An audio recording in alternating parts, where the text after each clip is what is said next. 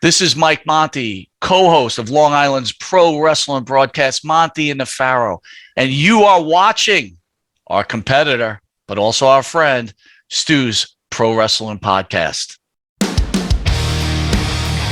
You're listening to Stu's Wrestling Podcast. It's time. Your host, Stu Palmer.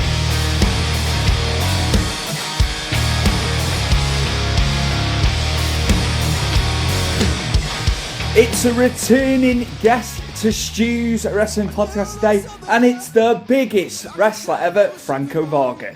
The primary reason for the return of Franco is because this weekend he is at Oklahoma City's Pop Culture Con, and he is in two matches. One with former MLW heavyweight champion, the behemoth that is Jacob Fatu, and his second bout, after Matt Cardona has had to pull out with an injury, is with the man, the legend, former NWA World Heavyweight Champion, Tim Storm, a former guest on this show.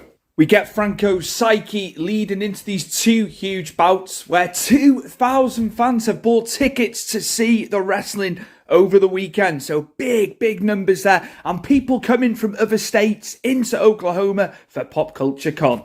I also talked to Franco about his tour this past February. He was in the UK, he was wrestling for loads of different promotions. He had a great time, and we look into the future as well, because he's off to Japan this summer, and then into 2023, he's got a tour in India.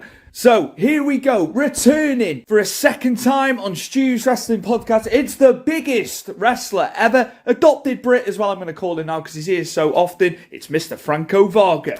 Let's go.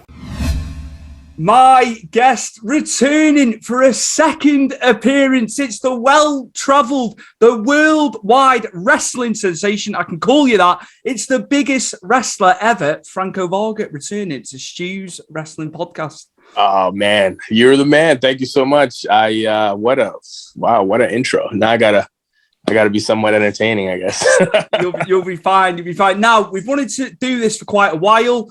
We are here now, but you had the tour in February. I know that's like 3 months ago now, but you were in the UK and you did an extensive tour of the UK as well, Franco, didn't you? So how was it? How was February for you?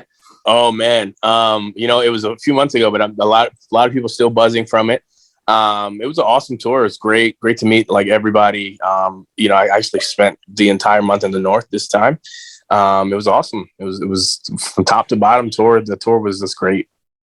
Who did you enjoy? I'm not saying you're playing favourites because you had a lot of matches, and as you say, extensively in the Northwest, which is not far from here. I know you took on Dan Evans. I've had the pleasure of commentating at Superstar for a few of his matches with Mike Angus. So how was it with Dan Evans? How was the Dan was great. No, Dan was great. Surprising. A lot of people came out to see that match, and it was what they advertised as the biggest opener ever. So we opened a show.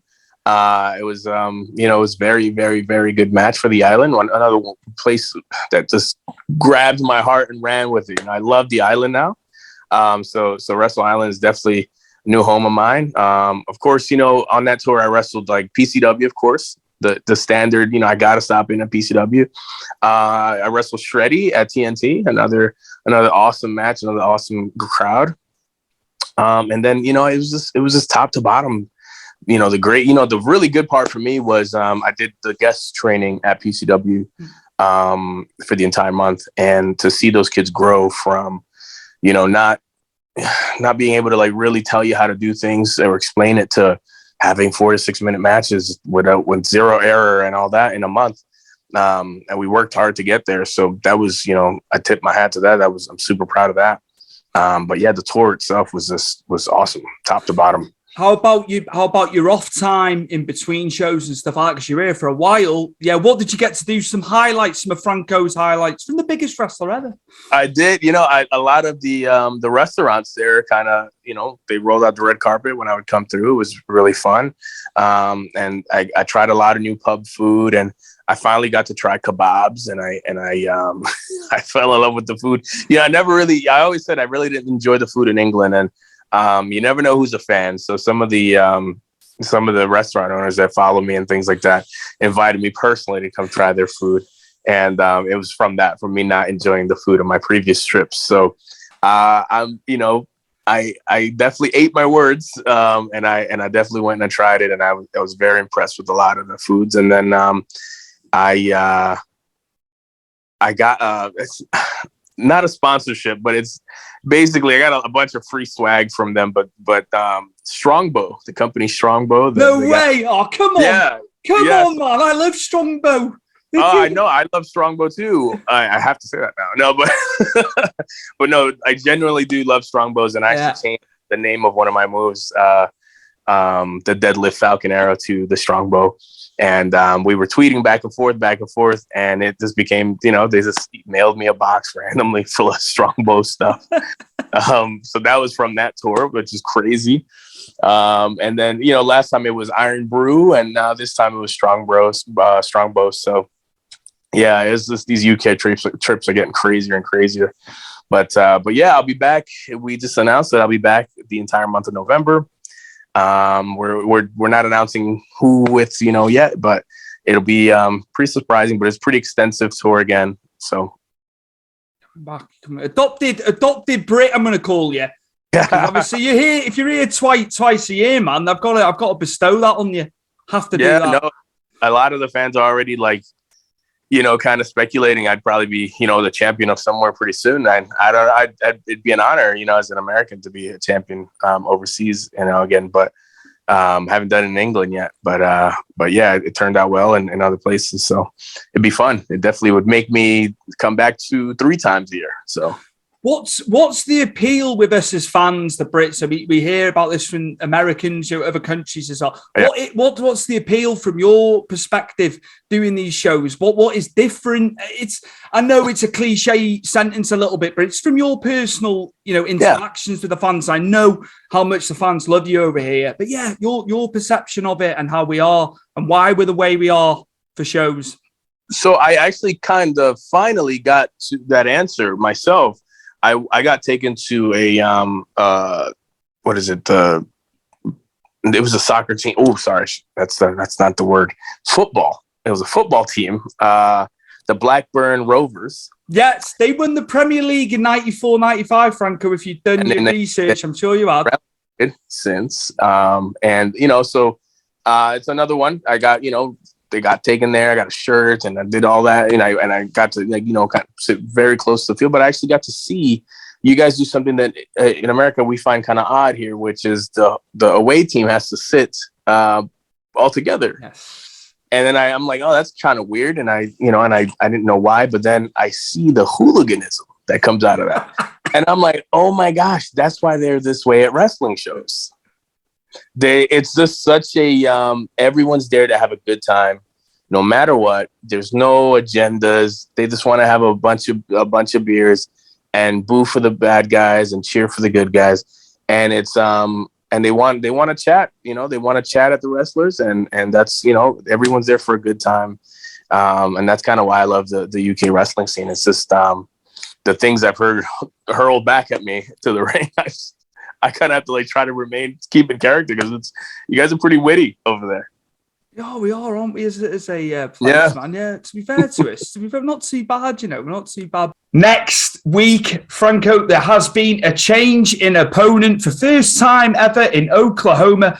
Matt Cardona is out. We did see him on NWA. Always ready, with his injuries, with his clan. But you have got former NWA World Heavyweight Champion Tim Storm for the first time ever as a replacement. A fitting replacement. A man that's been doing it for many, many years. A former guest on Stu's Wrestling Podcast. But I'm conflicted, Franco, because I like the both of you. You put me in a spot here, man. You're putting me in a big spot. That's good. That's good. Hopefully, that feeling goes a long way with everybody else. But yeah, I wish Matt a speedy recovery. But the guys at the NWA just immediately sent me the next best thing. I think it's an even crazier challenge. Tim Storm's been, one of those people that I've looked up to my entire career. And I actually met Tim Storm my first few matches in. And we've never gotten a chance to work, wrestle each other until now. So it's going to be a hell of a match. I can already tell. And just from the reception from the fans, It's already been, the people at the convention were a little worried, having to announce that Matt got injured and how that would affect tickets. And then when they announced the matchup itself, people were just up in arms. They definitely wanted to still watch it, and I think we even sold even more tickets. So pleasant little surprise, and I can't wait to work with Tim and wrestle Tim and give the fans a first time ever match. Do you approach it differently, or do you go in with the same mindset regardless who the opponent is? And, with an opponent changing so late in the day, because it is close, it's next week. Yeah, no, I know. It's just like MMA, where every fighter is different, but things happen and fighters have to switch and adjust last minute. Same thing with wrestling. There's things that we, had in our mind that we wanted to do, but those things are going to be different. Every opponent's different. Tim's no small man, so I can't even begin the process what I'm gonna have to try to do with him and things like that, and try to in order to win and beat him. So yeah, it's gonna be a bit of a challenge, and it's gonna be a good match. But I feel like the last minute adjustments are one of those things that you have to be prepared for. And that's kind of why I love working at for first time ever events. Is just you're always on your toes because you're always working with someone for the first time ever. And the night before the 25th of June, you have got the powerhouse, the man mountain, the man that was on a tear in MLW over the last couple of years. He was world champion there. You've got Jacob Fatu the night before. So you got back-to-back evenings, which I know you do. Plenty of matches in a row. It's nothing new to you, but two huge tests for Franco Varga. I mean, yeah, we're talking about Tim Storm like I'm even going to make it to that day. I have to make it through Jacob Fatu first, and that's a hell of a challenge. He's been tearing it up all over the United States, and he comes, from a family of lineage. Like he's a Fatu, so he's definitely knows his stuff, definitely knows his way around the ring, editor, and yeah, it's just the main event both nights of one of the bigger conventions in the country. It's a hell of an honor already. But I know people always tell me it's you've been putting in the work and you should be in that spot. I don't know. I'll never believe it. I think that it's a hell of an honor, and in order to get to Tim Storm, I have to go through Jacob Fatu. It's people just it's you got to pinch me, because I just can't believe it's going to be a heck of a weekend. So it's going to be crazy.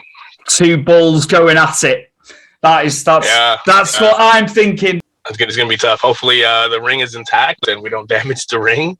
But it's going to be two big guys trying to knock each other's heads off.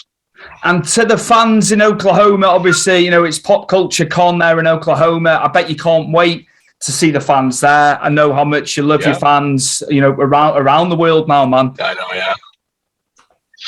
Yeah, it's in Oklahoma, but we've already been seeing that there's fans from like Arkansas and Texas and Louisiana and 2-3 states over coming to this thing. It's that big, and it's the original matchup of myself and Cardona. Now attract to people nationally.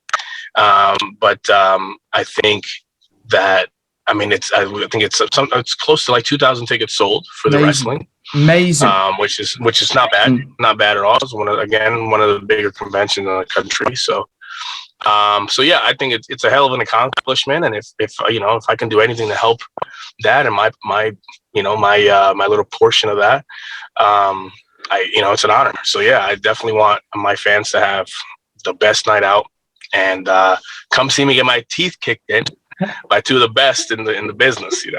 Absolutely. So there you have it. On the 25th of June, you will have former MLW World Heavyweight Champion, the mighty from the Samoan lineage. It is Jacob Fatu taking on our very own Franco Varga. And then on night 2, on the 26th, the man, the legend, former NWA World Heavyweight Champion, it's Mr. Tim Storm, a veteran. He's been around the business for so long. Yeah, all the best, man. All the best in Oklahoma. Thank you so much, man. Also, Japan is on the horizon as well. So yeah, Yep. Japan, man, you're everywhere, and it's testament to you as a performer and a person. But yeah, Japan, the Far East. Yeah. I finally get to return to Japan, and this time for I'll be in Osaka for Matsumoto Pro, and then we have the Friday booked, and we're waiting for the Saturday to be officially booked, and then we'll announce those too. But it'll be a quick trip, so I'll be there for about 5 days total. I'm really just kind of going back to say hello to a lot of the sponsors that have supported me over the years, and then do those matches, and then go home, because I have a lot of big stuff at home as well, and then I still have that UK tour to do. So I can't really extend my tour too long in Japan. But I mean, I'm gonna try to. I don't think I'm gonna sleep, so I'm gonna try to do all 5 days just straight. Do as many things as I can and say hello to as many people that I already know over there and meet new people. So yeah, I can't wait. How was it the first time being over there? They're very respectful, aren't they, as a country, the people? And then again, a total different vibe. But you see on television with New Japan and such. Yeah. It's a total different vibe for you, I'm sure, just the way they are as fans. Yeah, I'm very naturally talkative as a person. So it was, I knew that I needed to just kind of play it cool and not really come off as I would normally, which is just how I am. So I kind of really wasn't myself. I just kind of was ultra respectful. But you know how you've met me. I'm very upfront with the fans and very verbal with the fans, and it's kind of why sometimes my lines are a little longer because I'm sitting there chatting with the fans instead of just sign and go. And I know sometimes it's it's a fault of mine maybe, but I kind of want to get to know my fans a little bit, but there I kind of just did as I was told, or kind of I really wasn't, but this time I definitely feel like I can just go back and do what because people follow you online, so they don't want to meet a different guy. And this was some of the feedback that I got. So definitely will be going back to just give them the experience of just me, just be myself. Has there been any funny interactions with people? Anything that sticks out in your mind? Because you've met so many. There's got to be some stories. I want some stories from you, Franco, because I'm sure that has. Yeah, of course. Like in Japan, like the first time I went, I took the wrong bus in the morning in order to go meet everybody else. And it was the funniest thing, just because, these flyers are plastered all over these businesses and stuff. And people just stop and they'll see you and look at you like, what do I know this dude from? I'm like twice the size of the average Japanese person. So they're like giving me these weird looks. I'm like, yeah. And I'm trying to, I download a translator and all this other stuff. And I'm trying desperately to get back on the right track to get to the venue. And this little cab driver goes, just come on, I'll take you. So he takes me to the venue and drops me off. And I'm like, hey, what do I owe you and all that? And he's just like, no, I'll be at the game, and which is what they call the show, the matches. And that whole night, I made sure that he was my personal guest, and I just got him T-shirts and all sorts of stuff. And at the end of the night, I go, did you have a favorite match or anything, like that? And he's like, yeah, I think your opponent was great. You definitely beat the crap out of you. I had fun watching that. And I was like, wow, it was just super. So, I thought we were friends by then, but apparently, he was a fan of the other guy. Yeah. Well, he liked to get punched in the face. So that was great. Oh man, that's so funny. Do you know what I wanted to ask you? I didn't ask you about this in the first interview and stuff. Now, a lot of time is spent, in airports, on planes and stuff. So what do you do to keep yourself busy? I'm assuming you read, you watch movies and stuff like that. But I wanted to ask you that. What you do to fill your time in between, because you got a lot of traveling to do, man. Yeah, no, I know. I wish, I always say the Jetsons, the cartoon, they lied. By now we're supposed to have flying cars and portals and stuff to other places, but we don't. So every weekend's a different airport, but I try to listen to new music. and I listen to almost every genre there is. So I try to listen to new music and download new music before the flight. And I try to do I'm very big on eating at places where I don't have at home. So I try to find something that's local or something in that airport, especially if I have a layover, or right outside the airport. I'll get an Uber to this local place, whatever, good, bad, or indifferent. I just want to try it because I can't try it any other time. So, but yeah, that's just my thing. I try to stay busy. And sometimes you bump into fans at airports, but for the most part, I try to just try to, my little routine where I get off the flight, grab my bag, find a little local place to eat, spend a little time there, and then be back in time for my flight. So I keep it simple. What about TV shows and stuff, Franco? Well, what's that? That's a good one to ask you. Stuff that you like to watch when you do get time to do that. Yeah, I mean, of course, I watch. I still watch a lot of 80s wrestling, just because of the performing side of it. But I kind of try to watch like things on Netflix, and I've been big on like Hulu Plus and all the Disney Marvel stuff. I'm playing catch up all the time. So yeah, just big on the Marvel stuff, and then of course 80s wrestling still as well. From the 80s, some stuff you've been watching recently. Yeah, so right now I'm on. So I watch the person at a time. So like right now I'm watching Tito Santana, and then like last month I watched the entire month. I watched Coco Beware. So I kind of go on their, kicks of just the guys themselves. That's amazing. Coco Beware, man, underrated actually. Rated. When you look back, and quite a hard man. I've heard some stories, man. No, yeah, wouldn't want to cross him. I tell you, from what I've heard. For him to, what a lot of people don't know is that Bird wasn't the same Bird all the time. So for him to like use the Bird and have to trust the Bird every different town and all that. That's kind of nerve wracking. So it takes a heck of a performer to pull that off. Do you stay away from current stuff then?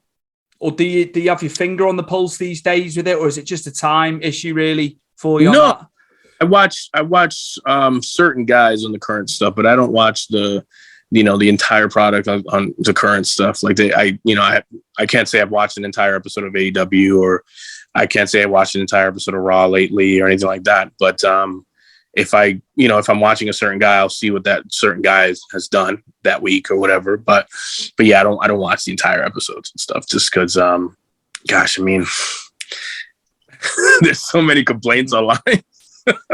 This doesn't make sense. This guy, this guy, that. So I try not to get into any of that. I just see what my buddies are doing and on those products, and then I kind of just move on. Who are you enjoying? I really enjoy MJF. And I know it's personal bias, but he's just grown so much as a performer and as a guy. So I really enjoy watching him and his success, and just knowing him from before and just how he's handling it. I'm very, very proud to see him kind of, like keep a level head on everything. So he's another guy. And I mean, Brian Cage is another one where it's just like, he's another guy that I've always tried to keep up with, and a good buddy of mine finally is back into wrestling. Michael Elgin, he's over in Japan, and I go online to see what he's up to, how his matches are turning out, and all that.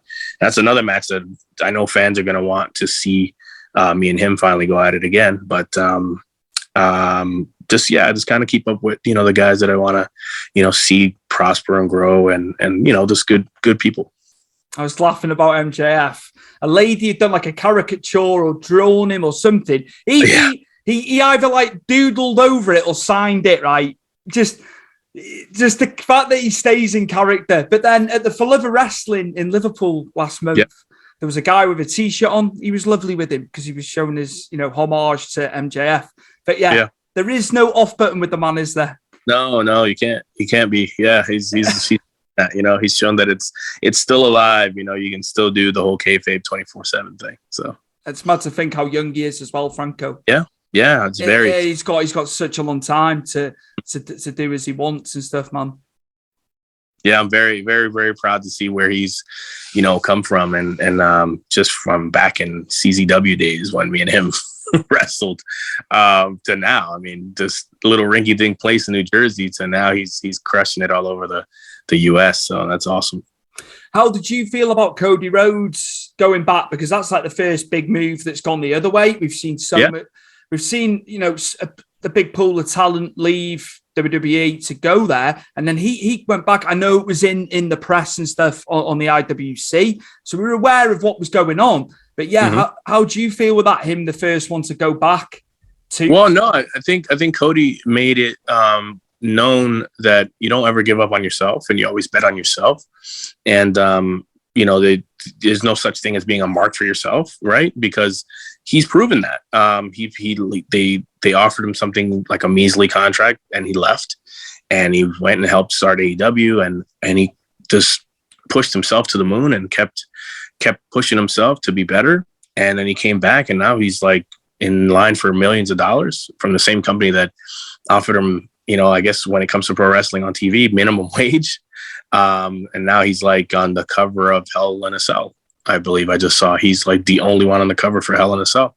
So to go from being not really well booked to leaving to being the guy you don't talk about at WWE to now being on the cover of a pay-per-view, he's proven you don't ever give up, you don't ever quit on yourself. You always look out for number one, and he's definitely proven that. I mean, I'm super I've taken notes. He's the guy to take notes from. I think it was unjust. I've spoken about this various times. People online, man, he's in it. He's in it for himself and all that. He dropped the TNT title 3 times to put younger guys over. Absolutely ridiculous. If they only thought about what they were saying, I'm not bashing every section of the IWC, Franco, by any stretch. There's some great people. People don't know what they're talking about, man. It's crazy. It's crazy. I think he's done the best at making every move he made mutually beneficial for himself and whoever his opponent was and the company. So I think there's no wrong in my eyes when he did it that way. So, and especially because he took himself immediately out of the title picture, the heavyweight title picture, and they did it, I think in class, with class, he made it a little bit of a story. It wasn't just like I'm the VIB or vice president, so I'm not going to wrestle for it. No, that's lame. So he actually wrestled for it and lost. And, there was that clause where he would never, wrestle for it again. That made sense. That's something that you help put the belt over. So, yeah, I tons of respect for that guy. Another guy, CM Punk, I think, little by little, he's been having matches again every week consistently. I know initially it was promos and stuff, wasn't it? Getting himself back into it. How do you feel he's done from your perspective coming back in after, some 7 years off? Yeah.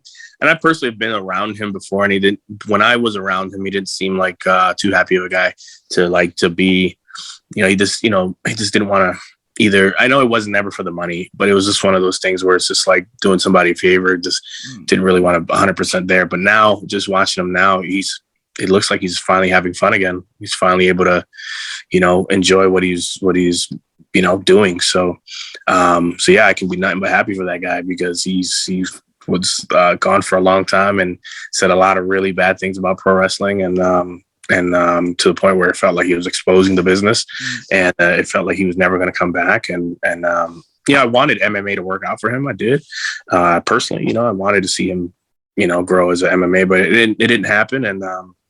And now he's back in pro wrestling, having tons of fun, and I'm happy for him. I think it was too late in terms of UFC and stuff. That was my ethos of it with his age. I think maybe if they'd done it years prior, maybe. I could be wrong. He also had he went to the McDonald's of gyms, so like they just pump guys out of there left and right. So I think if he would have had maybe a different gym, a different coach, a longer time to train, I think he would have done better. But he's CM Punk. They wanted to put him out there. Of course, I don't blame the UFC for that. They wanted to put him out there, and they did, and he wasn't ready. So. Do you follow MMA much, Franco? Do you get a chance? Yeah, I do. Yeah. Who was some, to extend off that, some guys that you enjoy within the realms of MMA?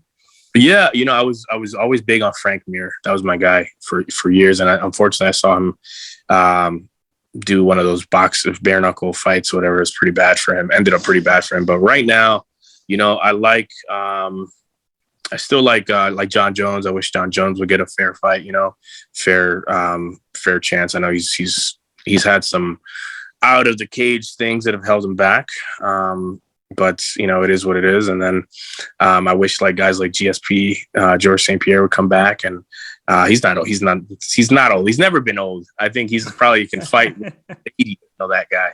But yeah, I wish the big stars would come back to the sport, just because you're starting to see like a lull in the sport as far as the stars either thinking they're too old or leaving a little earlier for Hollywood or things like that. So, but yeah, I definitely want to see like a BJ Penn and somebody like that come back. So yeah, I think it's MMA's on its down, but hopefully it'll come back up here soon.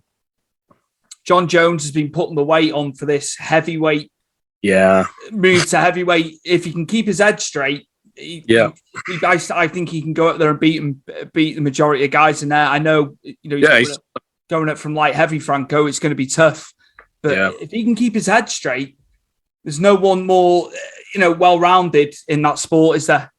No, and he's tall enough to do it. That's a lot of the things where a lot of us were rooting for Kimbo Slice, but he wasn't tall enough to hang in that weight class, and he wasn't going to take off the weight in time. So I think he's definitely tall enough, but he's also he's got to keep his nose clean with all the stuff outside of the cage, and hopefully he gets a fair shot at being a real champion again. Oh boy, Tom Aspinall, he's the one. Have you seen Big Tom? Yeah. Big Tom, I'm telling you, Alexander Volkov in London. Oh my God, the crowd, man, the crowd. Now it seems to be that it's going to be Curtis Blades in July at the O2, which is a huge one for him. But I think he's got the momentum, that guy. And the fact they're all trained in the UK now. There's not as many guys going over to the States to be trained. That's where everyone, they moved, didn't they, our guys? They moved to the States. It's been incredible. It's been incredible, the upsurge in talent in the UK. And the UK's got a lot of buzz now in the fight game because, my man, the Gypsy King, he sold out sold out a football stadium in minutes. So, I mean, that's a hell of an accomplishment. I can't believe he wants to retire now, but he'll be back. He'll be back. You got to applaud him for wanting to go out on top. So, he sold out a football stadium, and that guy's the perfect guy to go from in the boxing ring to becoming a promoter. He's probably the perfect guy to do it, and so I don't see him actually going away anywhere soon. I think he'll probably be promoting fights and doing all that stuff. But yeah, the fight game has got a lot of buzz now in the UK. 94,000 at Wembley. We've released more seats. We're going to do 94, right? Okay. It's mental. It's mental. And even Dillian White, who he fought last, he came out with £8 million. He came out with £8 million out of that. Yeah, it's crazy. And that's not having to go to Saudi Arabia to fight, which is looking likely that Joshua's going to have to face Usyk in Saudi Arabia. Yeah. It's another big money situation there. But yeah, for him to do it in a country he lives in and on that level, I gotta applaud that. That was awesome. Can Usyk cause problems for Fury? How do you feel? He's a complete boxer. But I think it's he's only 6'3", 6'4". Fury at 6'9". We're getting into the reach thing, aren't we? Again, yeah, definitely. The reach would be impressive to see him overcome that reach. But Mike Tyson did it for years. Mike Tyson was always the shorter, stockier fighter, and he's the baddest man alive. So I think it'll be impressive to see that match even come together. But yeah, I don't know. That's probably another Wembley Stadium spectacular waiting to happen. But yeah, I do want to see. I want to see Fury give the people the rematches that the fans are definitely saying that they want to see. Like some of those, there's some rematches out there. Maybe even maybe an exhibition fight with like somebody who's not too far along as far as retirements. I'm not saying like Evander Holyfield. That would be a crazy, but that's something you got to do in a video game. There's talk of Big Francis Ngannou. That name keeps getting bandied about that they'd cross over. That would be pretty. That would be something. Yeah, I mean, they did that with McGregor. I don't see why not. Absolutely. Franco, back to you. We're on Combat Sports there, but India is happening next February as well. I have to ask that before you go. So India in February, man, first time ever India. Yeah. So it's man. I mean, my team. We've been trying this for pre-pandemic. We were talking to them pre-pandemic, and there's two places that my team's always asked me, where do you want to wrestle? And I said, India or China. India or China. And of course, with the pandemic, China is still, canceling major events. And so indie wrestling is not even, it's just an afterthought to the government. So they're not really dealing with it. But India, it's just a heck of an accomplishment for anyone to go over there and do that, anything of any scale. But it's, it's a sponsored tour, which is, it takes a lot of the burden out of the way from a lot of the people involved. And it's going to be 2 weeks. I'm just going to soak it all in and just do a bunch of It Was Me babies everywhere. But yeah, I cannot wait. February 2023. Hopefully, we all stay safe and we're able to still go, and it's safe for the fans, and I'll be there, man. Whereabouts? I'm assuming Mumbai. Yeah, so there's all the major cities are in, and I've already been kind of given the schedule, and it's like 7 hours of driving every night. But it's gonna be worth it. So yeah, there's a lot of major cities and then smaller cities, but in between. But yeah, the schedule comes out in December officially to the fans and all that, and then they can purchase tickets all the way to February. So amazing. 2 weeks. Amazing. Well done to you, man. Thank you. You work so damn hard. It's amazing. It's not, and there's it's like my guys that helps me out, and all four of them, they're good at their own thing, so they know. So I'm it's not just me. Franco Varga it's a team. It's not just one guy. So I wish I could. Humble as always. Very humble. Thanks, man. Yeah, I mean, I've been keeping up with your thing, and what's with the Blue Jays? I don't know. It's not even that I know the players. It just looks nice, the logo. So yeah, don't ask me about the Eagles either.